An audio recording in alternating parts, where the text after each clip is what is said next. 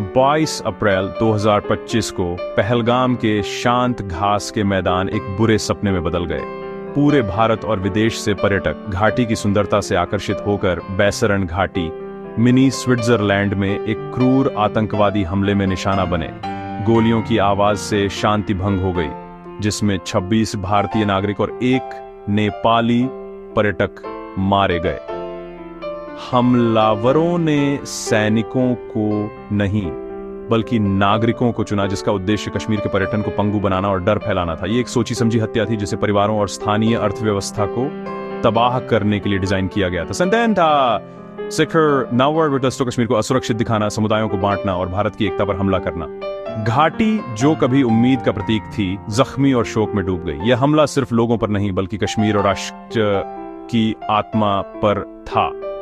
यह एक याद दिलाता था कि आतंकवाद सबसे शांत जगहों पर भी हमला कर सकता है। इस त्रासदी ने देश को यह पूछने पर मजबूर कर दिया, निर्दोषों को क्यों निशाना बनाया गया? इसका जवाब हमलावरों के जानबूझकर चुने गए विकल्प में था। आतंक फैलाना, शांति भंग करना और पूरे भारत में सदमा पहुंचाना। उस दिन की याद एक दर्दनाक निशान बनी हुई है। शांति को कभी हल्के में न लेने की एक पुकार। जैसे ही देश शोक मना रहा था, जांचकर्ताओं ने तुरंत हमले के मूल का पता सीमा पार से लगाया। सबूतों से पता चला कि यह पाकिस्तान की ISI और लश्कर-ए-तैयबा का एक संयुक्त ऑपरेशन था, जो 26/11 मुंबई हमलों की योजना की याद दिलाता था। ISI ने हर कदम को निर्देशित किया, ये सुनिश्चित करते हुए कि केवल पाकिस्तानी नागरिकों ने ही साजिश को अंजाम दिया। कोई स्थानीय आतंकवादी शामिल नहीं था। इस रणनीति ने ऑपरेशन को गुप्त और कड़े नियंत्रण में रखा। अपनी संलिप्तता को छिपाने के लिए ISI ने द रेजिस्टेंस फ्रंट, लश्कर के एक मोर्चे का इस्तेमाल किया ताकि जिम्मेदारी का दावा किया जा सके और एक स्थानीय विद्रोह की झूठी कहानी गढ़ी जा सके। भारतीय खुफिया ने TRF और पाकिस्तान में लश्कर के हैंडलर्स के बीच संचार को इंटरसेप्ट किया, जिससे सच्चाई सामने आई। पहलगाम हमला सीमा पार से ऑर्केस्ट्रेटेड एक विदेशी प्रायोजित आतंकवादी कृत्य था। सबूत अकाट्य थे। यह युद्ध का एक कार्य था, न कि एक सहज अपराध। साजिश के केंद्र में सुलेमान था, जो पाकिस्तान के कुलीन SSG से एक संदिग्ध पूर्व कमांडो था। उसकी सैन्य ट्रेनिंग ने हमले की सटीकता और क्रूरता को समझाया। सुलेमान ने दस्ते का नेतृत्व किया, चिलिंग दक्षता के साथ नरसंहार को अंजाम दिया। उसने लश्कर के मुरीद के कैंप में ट्रेनिंग ली थी और दोहाज़ी में कश्मीर में घुसपैठ की थी। कई सालों तक गिरफ्तारी से बचता रहा।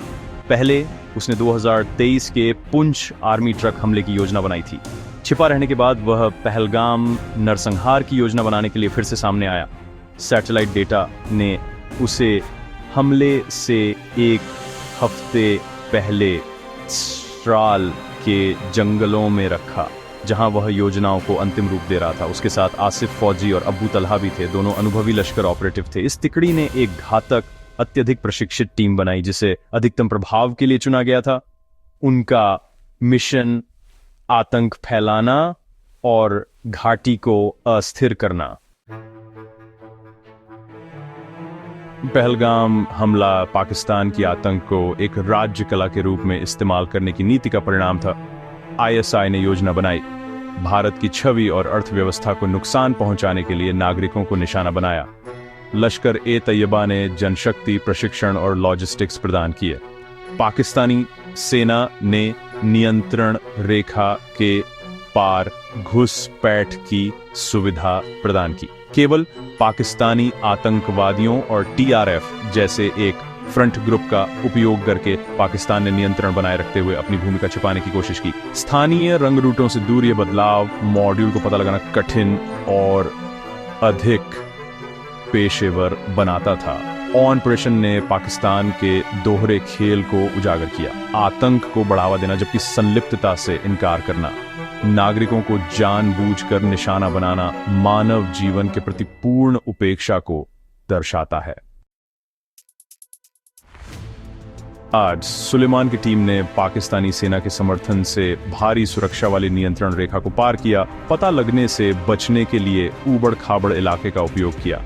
एक बार अंदर जाने के बाद वे चुपचाप जंगलों से गुजरे, अनडिटेक्टेड रहने के लिए कमांडो स्किल्स पर निर्भर थे। हफ्तों तक उन्होंने रेकी की 4 स्थानों की जांच की और फिर बैसरन घाटी को चुना क्योंकि वहां भीड़ थी और सुरक्षा कमजोर थी। उनकी योजना सावधानी पूर्वक थी, आगंतुक पैटर्न, सुरक्षा खामियों और भागने के रास्तों का अध्ययन करना। खुले घास के मैदान और पास के जंगल ने बैसरन को आदर्श हत्या का मैदान बना दिया। जब उन्होंने हमला किया तो आश्चर्य का तत्व पूर्ण था। ये हमला हफ्तों की ठंडी, सोची समझी तैयारी का परिणाम था। विदेशी ऑपरेटिव्स के साथ भी स्थानीय समर्थन आवश्यक था। आतंकवादी ओवरग्राउंड वर्कर्स पर निर्भर थे। स्थानीय लोग जो भोजन और आश्रय प्रदान करते थे, अक्सर छोटे भुगतानों के लिए और पूरी योजना जाने बिना। परवेज और बशीर जोथर, 2 स्थानीय लोगों को हमलावरों की मदद करने के आरोप में गिरफ्तार किया गया था। हालांकि उन्होंने नरसंहार के इरादे से अनभिज्ञता का दावा किया था। लश्कर की रणनीति लॉजिस्टिक्स के लिए स्थानीय लोगों का उपयोग करें, लेकिन उन्हें मुख्य मिशन की रक्षा के लिए अंधेरे में रखें। जोथर भाइयों के छोटे छोटे सहायता कार्यों के विनाशकारी परिणाम हुए। उनकी कहानी एक सख्त याद दिलाती है कि कैसे साधारण लोग घातक खेलों में मोहरे बन सकते हैं। आर्म्स हमले के बाद भारतीय सेना ने बड़े पैमाने पर तलाशी अभियान शुरू किया और मामला एनआईए को सौंप दिया। फोरेंसिक टीमों और खुफिया एजेंसियों ने साजिश को एक साथ जोड़ा, हथियारों का पता लगाया, संचार को इंटरसेप्ट किया और सैटेलाइट फोन डेटा को ट्रैक किया। 150 से अधिक लोगों से पूछताछ की गई, जिससे प्रमुख स्थानीय मददगारों की गिरफ्तारी हुई। जांच ने पुष्टि की कि हमला पूर्व नियोजित था, लश्कर द्वारा आईएसआई की देखरेख में आयोजित किया गया था। एनआईए के निष्कर्षों ने पूरी साजिश को उजागर किया। पाकिस्तान में प्रशिक्षण से लेकर अंतिम हमले तक यह सबूत भारत की प्रतिक्रिया का आधार बन गया।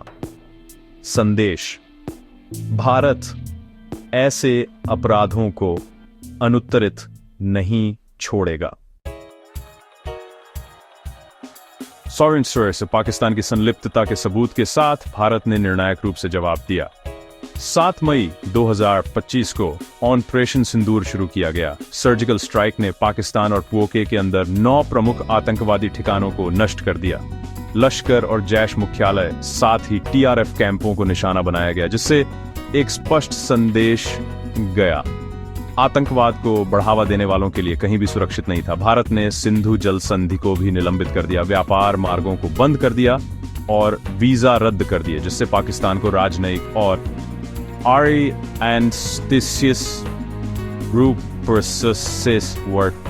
अलग थलग कर दिया गया। इन कार्रवाइयों ने एक मौलिक नीतिगत बदलाव को चिह्नित किया: आतंकवाद के प्रति शून्य सहनशीलता। प्रतिक्रिया का उद्देश्य दंडित करना और रोकना था, हमलों को बढ़ावा देने की लागत बढ़ाना। भारत का संकल्प स्पष्ट था: आतंकवाद का मुकाबला ओवरवेलमिंग बल से किया जाएगा। अदालत से छूट का युग समाप्त हो गया था और 16 जुलाई 2025 तक कश्मीर हाई अलर्ट पर है। भारत की प्रतिक्रिया ने हमलों को रोका है, लेकिन खतरे बने हुए हैं। 68 विदेशी आतंकवादी, ज्यादातर पाकिस्तानी, अभी भी सक्रिय हैं। सुरक्षा बलों ने अभियानों को तेज कर दिया है, घुसपैठ विरोधी और समर्थन नेटवर्क को खत्म करने पर ध्यान केंद्रित कर रहे हैं।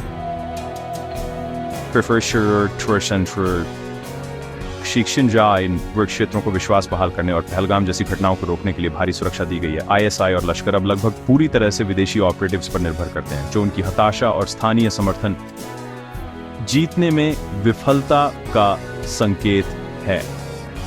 ये बाहरी लोग खतरनाक हैं लेकिन अधिक कमजोर हैं। स्थानीय ज्ञान की कमी है। घाटी की त्रासदी ने आतंकवाद से लड़ने के भारत के संकल्प को मजबूत किया है। अधिकारी हर नागरिक और आगंतुक की रक्षा के लिए अथक प्रयास। शांति का मार्ग कठिन है, लेकिन भारत प्रबल होने के लिए दृढ़ है। पहलगाम के पीड़ितों की याद एक सुरक्षित भविष्य के प्रति प्रतिबद्धता को बढ़ाती है।